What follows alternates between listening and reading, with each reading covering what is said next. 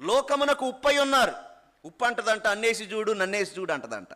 తగినంత మోతాదులు ఉప్పు కలిపిన తర్వాత ఆ కోరిక రావాల్సిన రుచి వస్తుంది. ప్రియులారా, మీరు ఉప్పై ఉన్నారు ఈ లోకానికి అన్నప్పుడు యేసుక్రీస్తు వారు ఏమని చెప్తున్నారు? మనలో ఉన్నటువంటి ఆ క్రీస్తును, దేవుని లక్షణాలను, ఆ మెరుగైనటువంటి జీవిత విధానాన్ని ఇతరులకు పంచేవారంగా మనం ఉండాలి.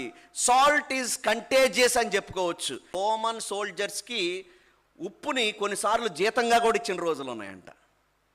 అంత విలువైంది ఉప్పు. కొన్నిసార్లు జీతంగా ఇచ్చారు. అసలు శాలరీ అనే మాటే ఎక్కడి నుంచి వచ్చిందో తెలుసా? శాలరీ అనే మాట సెలేరియం అనే మాటలోంచి వచ్చింది. శాలరీ అనే మాట, సెలేరియం అంటే లాటిన్ భాషలో ఉప్పు అని అర్థం అన్నమాట. అంత విలువైనది నీ జీవితం. ఆ విధంగా విలువైన జీవితంగా ఉండి ఇతరులను ప్రభావితం చేసే విధంగా మన జీవితం ఉండాలి. అప్పుడు ప్రభు అంటారు, ఒకవేళ ఉప్పు నిస్సారమైతే అంటారు ఆయన. ఉప్పు ఎప్పుడన్నా చూసారా ఉప్పు నిస్సారం అవటం? టేస్ట్ పోయిందండి, ఉప్పగల ఏంటండి ఉప్పు ఉప్పగలేదేంటండి అని. ఎందుకంటే మన ఉప్పు వేరు. మన ఉప్పు అంతా కూడా ఆల్మోస్ట్ అంతా సోడియమే ఉంటుంది కదా.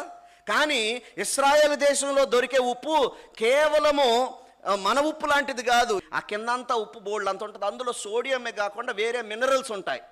కాబట్టి అది తీసిన తర్వాత అది చక్కగా ఎండబెట్టి వాడుకుంటే బాగానే ఉంటుంది. కానీ కొన్ని సందర్భాల్లో అది గాలి తగిలేలాగా వదిలేస్తేనంట ఉప్పుదనము ఉంచేటువంటి ఆ సోడియం అంతా కూడా కారిపోయి మిగిలిన మినరల్స్ తెల్లగా చూడటానికి ఉప్పులాగే ఉంటుంది.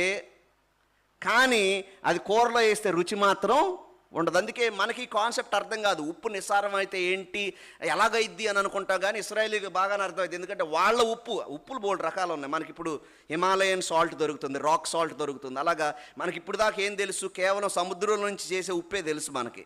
ఎన్నో రకాలుగా ఉంటుంది ఉప్పు.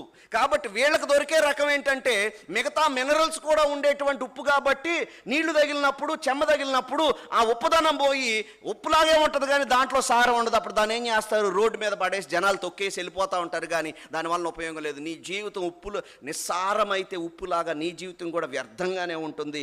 Are you men able to influence others? పురుషులారా, మీ కొలీగ్స్ని, మీ చుట్టూ ఉన్న వాళ్ళని ప్రభావితం చేయగలుగుతున్నారా లేదా అన్నది చూసుకోవాల్సిన వారై ఉన్నారు.